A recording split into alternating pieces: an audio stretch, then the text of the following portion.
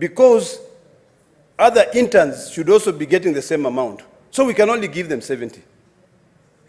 Mr. Speaker, if this House, the Senate, does not take this matter very seriously and deal with it, we will continue failing devolution. We will continue failing our citizens who have brought us here.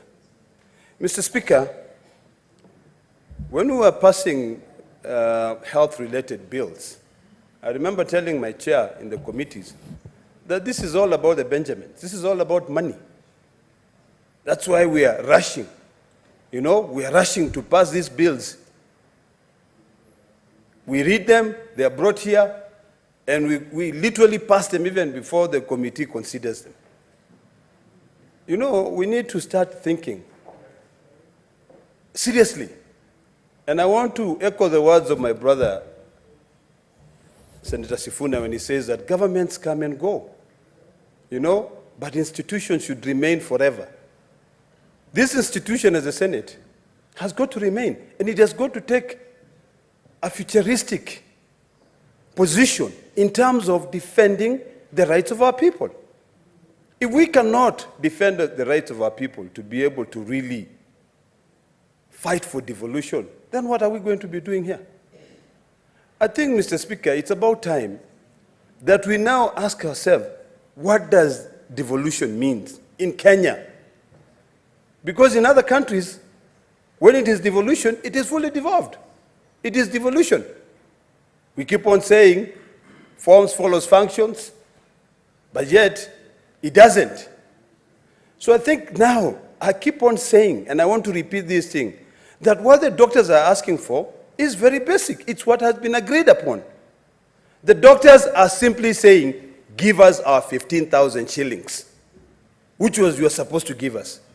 That is issue number one. The doctors are saying, pay the interns 206,000 Kenya shillings. That is issue number two. The doctors are saying, the Honorable Senator, Majority Whip, you're a doctor. When you fall sick, I'm the one taking care of you. I don't even have medical cover. Please provide me medical cover so that I can easily take care of you. Very basic things. The doctors are saying, Mr. Speaker, that the national government, the Ministry of Health, must respect court orders. But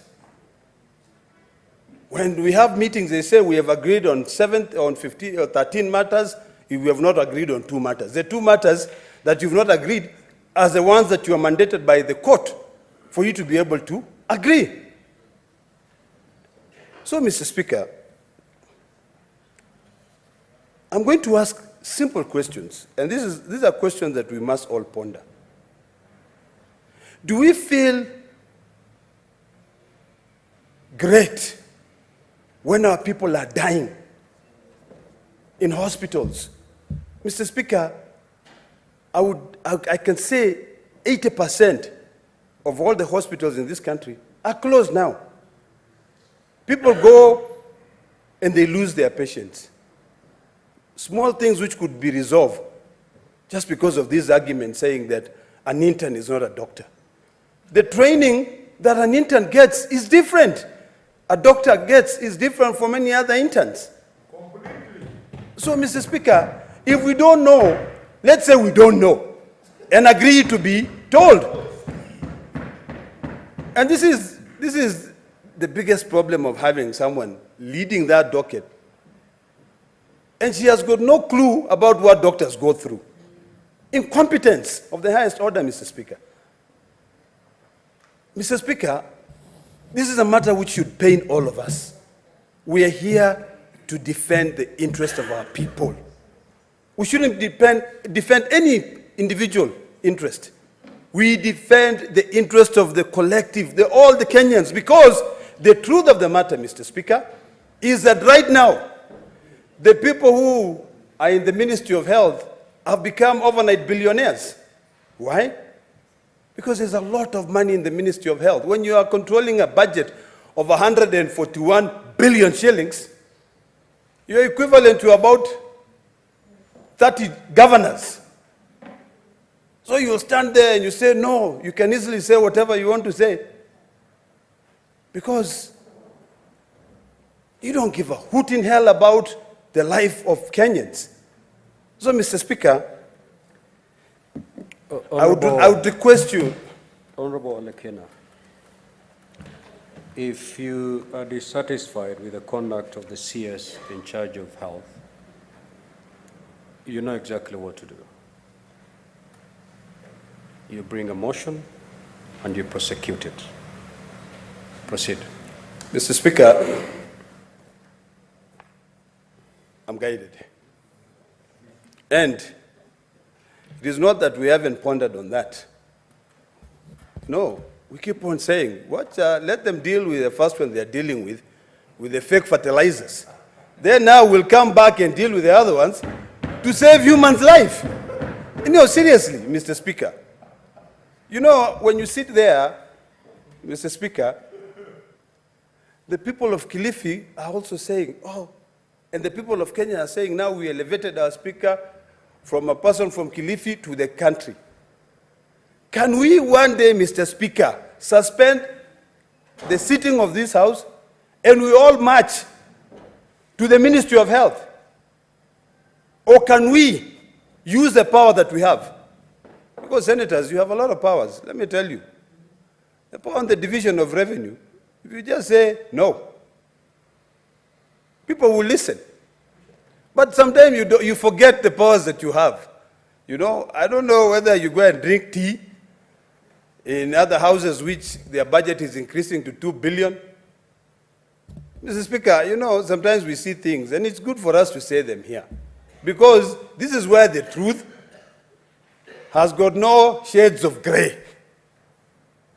I mean, when you look at budgets, even budgets when they are being allocated out there, you find one member of parliament who is the chair of budget committee has now decided that he will take 1.5 billion for roads of his own constituency when other counties have got no money whatsoever.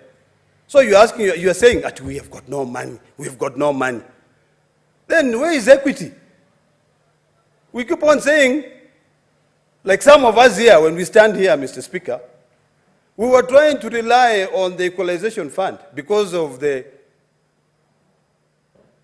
you know, all the issues of session paper number 10 of 1965. But now, someone, just because that person is the chair of the budget committee, decides, I'm going to give 1.5 billion to roads of my own constituency. Shame on him.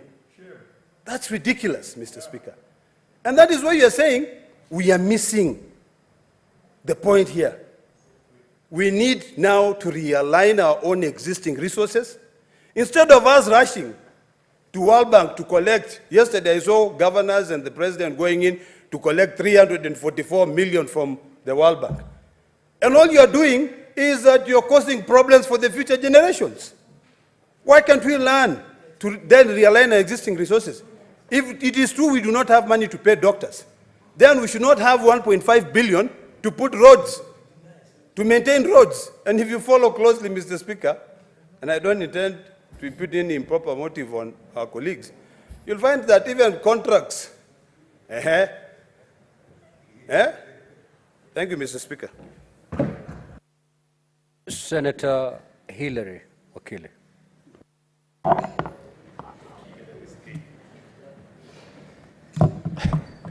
Thank you very much, Mr. Speaker. I want to appreciate the chairperson of Health Committee for bringing out this very important statement, which has highlighted from among the honorable members who've contributed this afternoon to the importance of the health sector in this country. And Mr. Speaker, we do not mince words when we say that health is a very important need. It is one of the basic rights that we as Kenyans and generally every other human being enjoys. And therefore, when the Committee on Health reaches out to attempt a resolution to the strike that, Mr. Speaker, for the first time has gone for a very long time. I note that the previous strike, Mr. Speaker, took longer than this, and this one, even if it were to have taken a day or two, Mr. Speaker, it is a risk thing to let go of the people who are the ones who would take care of our sickly brothers and sisters from wherever they come from, to be out, not to be working, because one life lost, Mr. Speaker, is as painful as that which has been lost otherwise than by the failure of the doctors to be present to support them. And so the committee that has gone out of its way to attempt to bring forth a solution and also to bring the doctors back in itself is commended. And I want to commend them for that good job. Honorable members, Mr. Speaker, have talked here about the challenges that we have. We all have, among those of us who have taken time to read and understand the challenges within the medical field, from the doctors, from the government side, from the unions. And Mr. Speaker, two things have come out clear. And one of which, Mr. Speaker, is the fact that we didn't have to wait until it gets to where it is for it to become a crisis, for all the players and parties to get involved and participate in, whether it's about negotiations, whether we're bringing on board the whole government approach. It has been a crisis. We didn't have to wait for it to get to where it is. However, Mr. Speaker, when you look at again one major aspect of this issue, we've been told about a CBA that apparently people are saying has not been honored by the government. When we look at that document that was signed previously, it was signed noting the continuity of the government. It was signed by parties where at times certain county governments were involved, especially, were not involved, especially where services indeed are supposed to be committed by the county governments. Such that, Mr. Speaker, as we talk about the crisis that we are in, as we seek for efforts to resolve this long-standing, very important issue, we should not point fingers. It doesn't help. It doesn't resolve. But when a committee, as health committee, has reached out, it is going to direct where the blame to be taken. And therefore, I believe that when we talk about a CBA that was signed, who signed that CBA in the first place? Was it signed by the national government? Was it signed by the county governments? Was it signed by the union? Because we appreciate the fact that the rights of the doctors, the rights of all employees is enshrined in the Constitution. They are entitled to have it. And to the extent that they have that CBA, is it that there was an outright intentional failure to honor that part of the CBA? The question is out there. The question is a concern to all the Kenyans. And I believe the intervention by the national government, by the Council of Governors, and the goodwill that we desire from among the unions who are exercising their right, Mr. Speaker, to fight for the rights of their doctors, whether they are interns or whether they are registrars. I believe the Honorable Majority Whip can comfortably defend that aspect the way Honorable Senator Sifuna defended the lawyers in terms of the desire not to compare apples and oranges, or otherwise to compare interns and doctors and interns with lawyers. Therefore, the option that the government is taking, the option that the Committee on Health is taking to intervene is something that we all should support, so that we have these doctors back to work, we have our people. And Mr. Speaker, most of the people who actually end up suffering are those who would go to public hospitals. None among the members in this House, as one member did state yesterday, would largely suffer as that villager who would entirely depend on services from a public hospital. It is something that we must call it as is, and it's something that we must have our own united effort to make sure that the rights of the doctors are protected, and also the rights of those people who entirely depend on doctors for treatment and for services equally is protected. I therefore support and applaud the chairperson of the committee and the members of that committee for the effort that they would seek to intervene and support this cause of bringing the doctors back to work and support the people of Kenya. I thank you. Senator Faki. Asante Mheshimiwa Spika pia kwa kunipa fursa hii kutoa kauli yangu juu ya ripoti ya kamati ya afya ambayo imewasilishwa na Senator Mandago, Senator wa gatuzi la Uasin Gishu. Mheshimiwa Spika, mgomo wa madaktari sasa umekuwa donda sugu, kwa sababu kwa zaidi ya mwezi mmoja tumekuwa na mgomo huo na hakuja kuwa na mwafaka wa kuweza kutatua mgomo huo.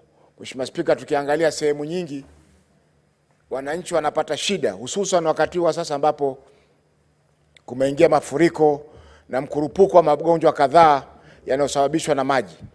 Kwa hivyo ilipo haja Mheshimiwa Spika ya serikali kukubali, kwa sababu hawa wanaotaka madaktari ni wa Kenya, wanatumikia wananchi wa Kenya, pesa zinazolipwa ni za Kenya. Kwa hivyo sioni sababu gani kwamba serikali waweze kukaa ngumu wakati wale wanaotaka kusaidiwa ni madaktari na ambao wanafanya kazi muhimu katika nchi yetu ya Kenya. Mheshimiwa Spika, binafsi nilitembelea hospitali kuu ya mkoa ya Pwani tarehe 1 mwezi huu, na nikaona kwamba huduma nyingi zilikuwa zimesitishwa isipokuwa zile za muhimu tu. Kwa mfano, kulikuwa na wodi ya watoto ambayo ilikuwa inafanya kazi na watoto wengi walikuwa wako pale wanahudumiwa ambao walikuwa wamelazwa kwa magonjwa tofauti tofauti. Lakini la kunifurahisha Mheshimiwa Spika ni kwamba madaktari walikuwa wanahudumia watoto wale walikuwa wamejitolea, licha ya kwamba wanakuwa na hisia za kuwa waweze kushiriki na wenzao kwa mgomo ili wahakikishe kwamba matakwa yao yamepatikana. Mheshimiwa Spika, masuala ambayo yanazungumziwa na madaktari ni masuala ya msingi, ni masuala